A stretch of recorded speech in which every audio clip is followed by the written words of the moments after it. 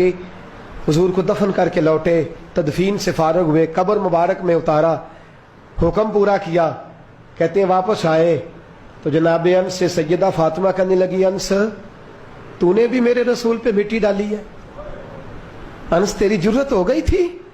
फरमाते हैं उस वक़्त फातिमा का पहला आंसू गिरा और फिर 6 महीने हुजूर के बाद हयात रही, मैंने उसके आंसू ही गिरते देखे। लोग सो जाते, वो हुजूर के रोज़े पे जाके बैठ जाती। कहते मैं समझाता बहलाता, लेकिन फातिमा कहती अली सब्र अपनी जगह, कर्म अपनी जगह, और मैं तुझे क्या बताऊं, बहन भाई पहले सारे चले गए, वालदा पहले छोड़ गई, अब हुजूर अलैहिस्सलातु सलाम ने भी पर्दा डाल लिया है, मुझे चार और जानिब कुछ दिखाई नहीं देता। कहते हैं 6वां महीना था हुजूर के विसाल को। एक दिन मुस्कुराती हुई फातिमा घर आई रोजे से रात को बच्चों के साथ, तो शेर खुदा कहने लगे, मैंने कहा फातिमा बड़े दिनों के बाद मुस्कुराते देखा, क्या बात है?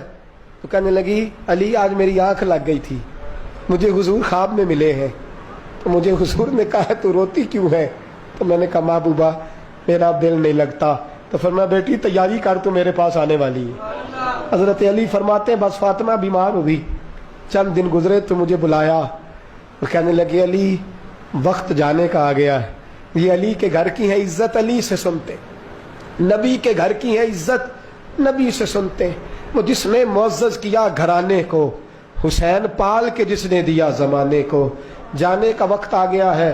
अली पहली बात तो यह है कि हुजूर की नवासी जनाब उमामा से शादी कर लेना, वो हुजूर को बड़ी प्यारी है।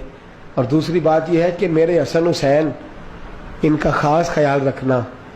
और तीसरे लफ्ज़ कहे तो हज़रत अली तड़प के रोए, कहने लगी मैंने वक्त गुजारा है, आपकी हुकूक मेरी जिम्मेदारी थे, मैं इंसान थी भूल जाती थी, अगर मुझसे कहीं कोई कमी रह गई हो तो मुझे रज़ाए इलाही से दरगुजर करना, कहीं मैं हुजूर के सामने जाके शर्मिंदा ना हो जाऊं।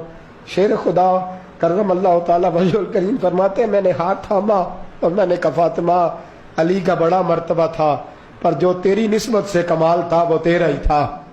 तू कैसी बात करती है, तूने तो हद कर दी, शहजादी हो के मेरे घर में खादिमों की तरह रही। हजरत फातिमा रज़ियल्लाहु ताला अन्हा का दूसरा हुक्म ये हुआ कि मुझे रात को दफनाया जाए, और फरमाया मेरे पहले मदीने में ऐसा नहीं होता था, ये हजरत फातिमा ने सबसे पहले कहा।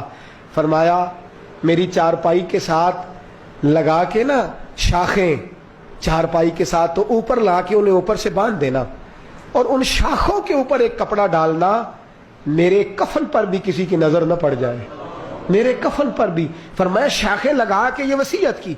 फरमाया ऊपर से फिर रात को उठाना, अंधेरे में उठाना, और फिर कफन के ऊपर शाखें बांध कर गोया एक डोली सी बनाकर उसके ऊपर भी कपड़ा डालना, किसी गैर महरम की मेरे कफन पर भी नजर न पड़े। और अली मुझे अपने हाथों से कब्र में उतार के अल्लाह के सुपुर्द करना।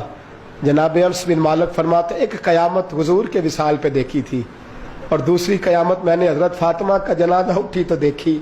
फरमाते उमर फारूक एक कोने में लग के रो रहे थे, मैं गया, मैंने कहा उमर तू दलेर आदमी है, तुझे क्या हुआ?